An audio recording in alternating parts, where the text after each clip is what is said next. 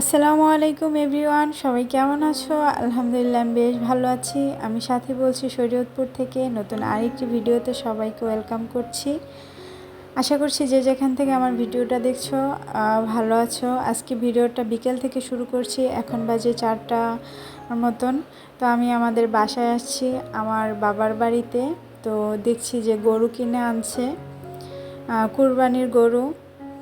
প্রতিটা মানুষের কুরবানি দেওয়ার সবারই ইচ্ছে থাকে, কিন্তু সবাই কিন্তু শখটা পূরণ করতে পারে না। আর এদিকে দেখো গরু এনে বাঁধছিল, তো একদম প্যাকায় ট্যাকায় একাকার অবস্থা। মাশাল্লাহ আমাদের গরুটা কিন্তু অনেকটাই বড় ছিল। আসলে ভিডিওটাতে অত একটা বোঝা যাচ্ছিল না। তো এটা কিন্তু আমার বাবার বাড়িতে। আমি এবছর মানে আমার হাজব্যান্ড কিন্তু কুরবানি দিতে পারবে না। আসলে সবার অনেক সময় সামর্থ্যতে হয় না। তো আমি দোয়া করি প্রতিটা মানুষের জন্য কুরবানি দেওয়ার তৌফিক আল্লাহ দেয়, আর যারা কুরবানি দিতেছে তাদের যেন প্রতিটা কুরবানি আল্লাহ কবুল করে নেয়, এটাই সবার কাছে দোয়া কামনা করছি। তো আমি গরুটা দেখে না একটু রাস্তার ধারে গিয়েছিলাম। রাস্তার পাশে গিয়ে দেখি মাছ, এগুলা আমার চাচাতো ভাইয়েরা বিলে থেকে ধরে আনছে, কাদের পুষ্করণী থেকে চলে আসছে জানি না। এতগুলা মাছ, একদম ছোট ছোট, কিন্তু মোটামুটি বড়, একবারও ছোট না। তো 4-5 জনে যেহেতু ধরছে, তো রাস্তায় এনে বালতি ভরে তারপর একবারে আর কি ভাগ টাগ করে নিয়েছে। তো আমি আসার সময় একটা ড্রিঙ্কও আর একটা মেক্সো লেমন এগুলা নিয়ে আসছি। আমার পেটে গ্যাস হয়েছে পোলাও খাওয়াতে। তো ভাবলাম যেগুলো একটু খেয়ে নেই, ওই যে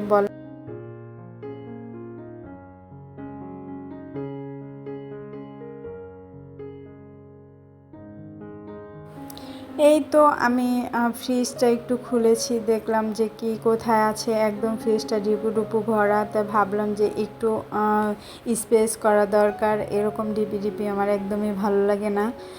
তো ডিম 2টা ঝুড়িতে, একটা ঝুড়িতে আমি বাবুর ডিমটা রেখেছিলাম।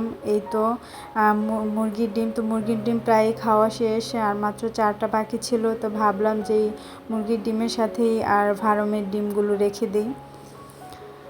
তো যেহেতু ছোট ডিম, তো ভাবলাম এগুলাই উপরে রাখি আর ওই ডিমগুলো আমি ঝুড়িতে রাখি।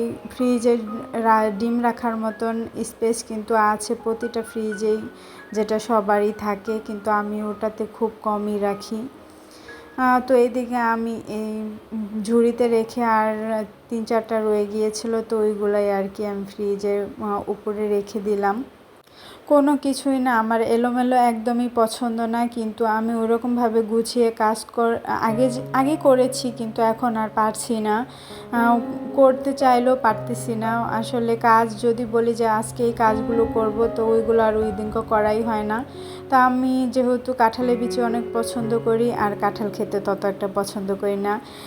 তো মা আমাকে এই যে কাঁঠালের বিচি দিয়েছিল আজকে 2 দিন যাবৎ, কিন্তু আমার রোদে দিতে একদমই ভুলে গেছি। আর দ্বিতীয়ত রোদও ছিল না 2 দিন, বৃষ্টিই ছিল।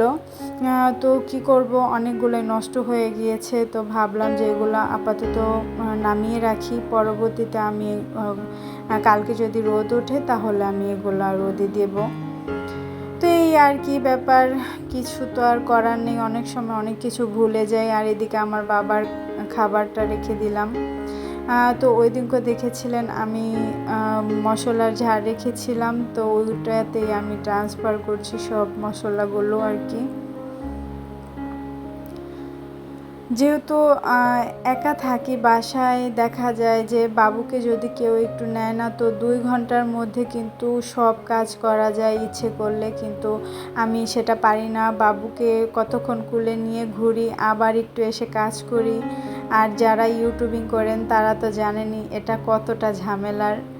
আসলে সব সময় ভিডিও মোবাইল অন করতেও কিন্তু অনেক সময় ভুলে যাই, এরকম একটা অবস্থা। তো যেহেতু ফ্রিজ থেকে অনেক কিছুই নামিয়েছিলাম, তো এর মধ্যে দেখলাম ছোট একটা বক্সে কিছু ডাল বাটা রয়ে গিয়েছিল। তো ভাবলাম যে একটু পেঁয়াজু করে নেই। তো পেঁয়াজু করতে এসে এক বিপত্তি, উঠছিলই না। তো আমি পরবর্তীতে একদম চামচ দিয়ে খুঁচিয়ে উঠিয়েছিলাম, দেখেন তারপরও অনেকটা লেগে গিয়েছিল নিচে। যাই হোক, পেঁয়াজুটা কিন্তু অনেক মজা হয়েছিল। আর আমার একদম ভাজাপুরি কিন্তু আমার অনেক বেশি পছন্দের। ভাজাপুরি আমার খেতেই হবে, 2 দিন 4 দিন, সপ্তাহে 2-1 দিন আমার খেতেই হবে, এই একটা অবস্থা। এই কারণেই আমার প্রচুর গ্যাস বেড়ে যায়, কিন্তু কিছু করার নেই, শখ তো আর ইগনোর করতে পারবো না। তো আজকে আর বেশি কথা বাড়াচ্ছি না। সবাই ভিডিওটা দেখা শুরু করার আগে একটা লাইক দিয়ে দিবেন প্লিজ। আর আজকে এ পর্যন্ত, আল্লাহ হাফেজ, আসসালামু আলাইকুম।